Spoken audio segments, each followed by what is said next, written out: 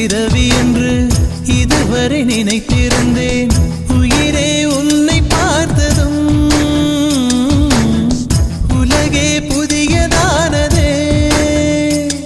என்னை படைத்த அந்த தெய்வம், என்னை சுமந்த அந்த தெய்வம், இவை இரண்டும் உந்தன் கண்ணில் பார்க்கிறேன்.